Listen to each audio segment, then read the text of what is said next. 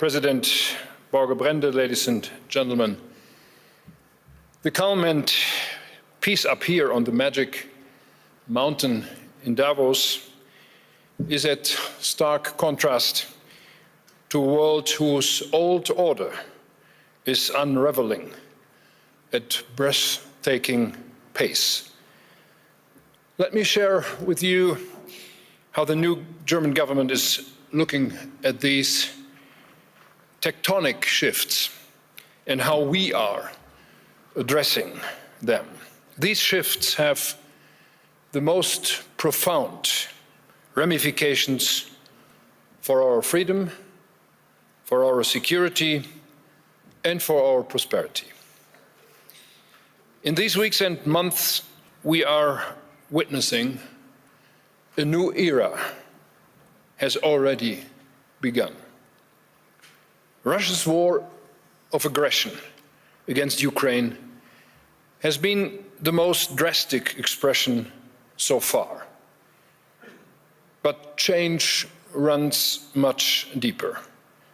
China, with strategic foresight, has worked its way into the ranks of the great powers. The United States' global pole position is being challenged, and Washington reacts by radically reshaping its foreign and security policy. We have entered a time of great power politics. The international order of the past 3 decades, anchored in international law, has always been imperfect. Today, its very foundations have been shaken. This new world of great powers is being built on power, on strength, and when it comes to it, on force. It's not a cozy place. We do not have to accept this new reality as fate. We are not at the mercy of this new world order. We do have a choice. We can shape the future. To succeed, we must face harsh realities and chart our course with clear-eyed realism. 2 days ago, Mark Carney said in this hall from this place, we must no longer rely only on the power of our values.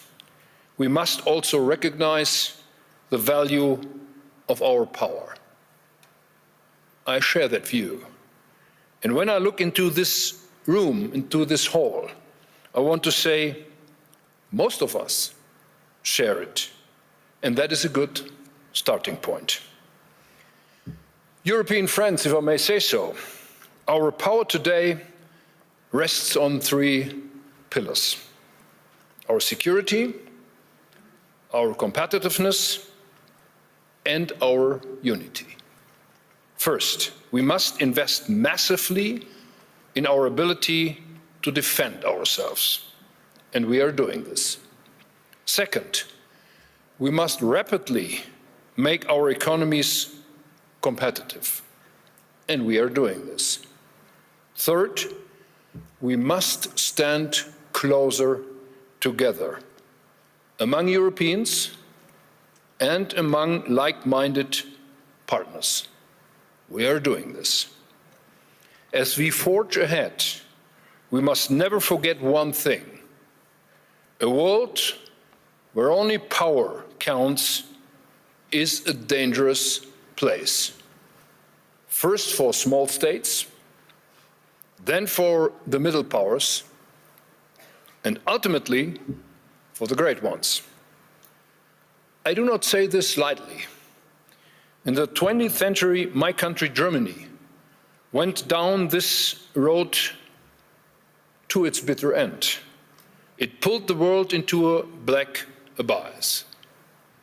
So let us bear in mind, our greatest strength remains the ability to build partnerships and alliances among equals, based on mutual trust and respect. I remind you, after 1945, the United States of America inspired us Germans to embrace this logic. On this foundation, NATO became the strongest alliance in history. This is why we hold true this idea. Now, in recent days, the United States administration has vehemently demanded greater influence in Greenland. Washington has argued that this is an imperative to counter security threats in the High North. We welcome that the United States is taking the threat posed by Russia in the Arctic seriously. This threat is itself an expression of great power rivalry. It is aimed both at Europe and the United States. We experience it daily in hybrid attacks in the Baltic Sea and in Russia's winter war against the people of Ukraine. We share the conviction that as European NATO allies, we must do more to secure the High North as NATO. This is a common transatlantic interest. Germany is doing just that. We are doing it in the framework of NATO, and we will do more. Our neighbors and partners in Europe, including Denmark and the people of Greenland, can count on our solidarity. We will protect Denmark, Greenland, the North, from the threat posed by Russia. We will uphold the principles on which the transatlantic partnership is founded, namely sovereignty and territorial integrity. We support talks between Denmark, Greenland, and the United States on the basis of these principles. I have discussed this with President Trump, Prime Minister Frederiksen, Secretary General Mark Rutte, and others in these days. The aim of these talks is to agree for closer cooperation amongst allies in the High North and beyond. It is good news that we are making steps into that right direction. I welcome President Trump's remarks from last night. This is the right way to go. This is the right way because any threat to acquire European territory by force would be unacceptable. And, ladies and gentlemen, new tariffs would also undermine the foundations of transatlantic relations. If they are put in place, Europe's answer would be united, calm, measured, and firm. As we proceed, we are guided by a clear compass. Firstly, in the new age of great powers, Europe must stand together resolutely and sovereignly. And secondly, we should not give up on NATO. At the historic NATO summit in The Hague last June, we created the material prerequisites for this. Europe will invest hundreds of billions of euros in its security. It was a remarkable transatlantic success. Now we must repair the trust on which the alliance is built. Europe knows how precious it is. We feel deeply that it can be the United States' strongest competitive advantage in an age of great powers. Democracies do not have subordinates. They have allies, partners, and trusted friends. Let me paraphrase this in German in a few words. Wir haben die Schwelle hinein in eine We are entering in a new era of great powers. We are right in the middle of it. In this world, the winds are very harsh. And this wind will give us threats, and that's what you are feeling, and that's we all are feeling. But we have to be very clear. This world, well, we are not subordinate to it. We can form it with our force. We have to be valiant. We have to use our own strength, and that exactly we are doing exactly that. We are massively investing in our own security. We are working on the competitiveness of our economies, and we are working together in Europe between European partners, and that will help us in these new times. And this will open up new doors and will give new opportunities for all of that. And as far as our sovereignty is concerned, we will uphold that firmly with our neighbors, and our neighbors can build upon our solidarity. And although it's frustrating over the past few months to see the development of this transatlantic partnership, but we have to uphold it. And I would like to claim the principle of hope. And we as Europeans, we know how important it is to have that trust in NATO. And in this era of great powers, the US will also have to count on that trust between us. And that is our main competitive advantage for them and us. Dictators might have subordinates, but we have to be partners and reliable friends.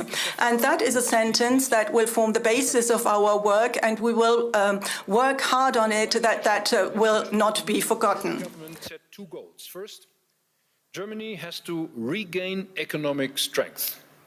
Second, we want to make Europe a key player again in global politics, economically, and particularly in defense. We need to be able to defend ourselves, and we need to do so fast. These goals are complementary. Economic competitiveness and the ability to shape global politics are two sides of the same coin. Germany can only lead the way in Europe if we are economically strong. And Europe's geopolitical influence and our defense capability largely depend on the continent's economic momentum. Ladies and gentlemen, our policies now need to be exceptionally ambitious and courageous. We must make progress in 4 simultaneously areas. We must continue supporting Ukraine in its fight for a just peace. We must become capable of defending ourselves on our own in Europe. We want to reduce dependencies that currently make us vulnerable. And fourth, we want to ensure that our economy can tap into its full potential for innovation and growth. This will only work if we work together as one European Union. And be assured, Germany pledges to take a special responsibility here. That is why we decided right at the start of my tenure to increase Germany's defense spending up to 5% of GDP. That is a huge increase. Boosting our military capabilities means to assert our sovereignty. By systematically strengthening our defense, we are reducing our economic and technological dependencies. And there is no room for isolationism and protectionism in this agenda. Instead, we are talking about strategically coordinated ties worldwide. Europe's trade ambitions are crystal clear. We want to be the alliance offering open markets and trade opportunities. We want to strengthen the rules for fair trade and level playing field. Europe must be the antithesis to state-sponsored, unfair trade practices, raw material protectionism, tech prohibition, and arbitrary tariffs. Tariffs, again, have to be replaced by rules and those rules need to be respected by trading partners. On this, the EU is making great progress. Mercosur has been signed. And by the way, I deeply regret that the European Parliament has put another obstacle in our way yesterday. But rest assured, we will not be stopped. The Mercosur deal is fair and balanced. There is no alternative to it if we want to have higher growth in Europe. And most likely, this agreement will provisionally be put in place. In a few days' time, the President of the European Commission will travel to India to establish the principles of a free trade agreement between the subcontinent and the European Union. I was in India a week ago, and I have no doubt whatsoever that the era of great powers presents an opportunity for all of us and for all countries that favor regulations above arbitrary rule and see greater benefit in free trade than in protectionism and isolationism. And Europe is joining forces with new partners, as you do see in our efforts to finalize trade agreements with Mexico and Indonesia. In order to make best use of these new partnerships, we need to put our house in order at home. We are aware of those problems. Both Germany and Europe have wasted incredible potential for growth in recent years by dragging feet on reforms and unnecessarily and excessively curtailing entrepreneurial freedoms and personal responsibility. We are going to change that now. Security and predictability take precedence over excessive regulation and misplaced perfection. We must reduce bureaucracy substantially in Europe. The single market was once created to form the most competitive economic area in the world, but instead we have become the world champion of over-regulation. That has to end. I have therefore mobilized EU leaders to convene for a special summit on February 12, at which we intend to set the course. Giorgia Meloni and myself, we have formulated a set of proposals we would like to see addressed. Amongst them are some new ideas. We propose an emergency brake for bureaucracy, discontinuity for legislative work, a modernized EU budget putting competitiveness center stage. We want to have a fast, dynamic Europe and a service-oriented administration. I will insist that rapid progress be made, including on the Capital Markets Union. We cannot allow our European champions to continue being dependent on capital markets outside Europe. Instead, they should be able to grow in Europe, they should be able to be financed in Europe, and they should be able to go public in Europe. At home, we are making Germany competitiveness again as a place for business and investment both, in industry and our many small and medium-sized enterprises. Let me tell you, the so-called Mittelstand in Germany has to be reckoned with. We are providing more targeted support to innovators, removing obstacles from their path and making it easier for them to access capital markets. We have reduced energy costs. The focus for our electricity supply is on a combination of renewable energies, storage and modern gas power plants. In the coming years, you will see massive investments in state-of-the-art power plants, power lines and heat supply. We will speed up efforts to expand and modernize infrastructure. 500 billion euro have been made available for this purpose. At the heart of our efforts lies digital transformation. Artificial intelligence requires industrial scale. Germany has one of the world's largest pools of industrial data. That is just one reason why we are investing in high-performance AI, gigafactories, speeding up the expansion of data centers, and creating the digital infrastructure for a competitive AI economy in Germany. Our research and technology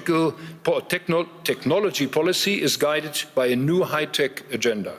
We are global leaders in so many areas of cutting-edge research. We want to ensure that innovation gets to market more consistently, building industries of the future. And whoever wants to invest in the future, let me be clear, you will find a very strong partner in Germany. We want to be a leading investment location for global capital. Our policy is to mobilize private sector investments in infrastructure, high-tech and industrial transformation with clear rules, strong institutions and long-term reliability. Now, ladies and gentlemen, let the headlines of the day not confuse you. I urge you, look at the bigger picture. The world around us is changing at unprecedented pace. The direction it takes must worry us. A world of great powers is a new reality. Europe has gotten the message. Germany has as well gotten the message. We must and will live up to these challenges. My government will do its homework and pursue an ambitious reform agenda revolving around security, competitiveness and European unity. Let us be inspired by what is maybe the most important lesson of enlightenment. Our fate is in our hands. It is in our responsibility and our freedom to shape it. This historic task lies ahead of us. Germany wants to play a key role in mastering it. Many thanks for your attention.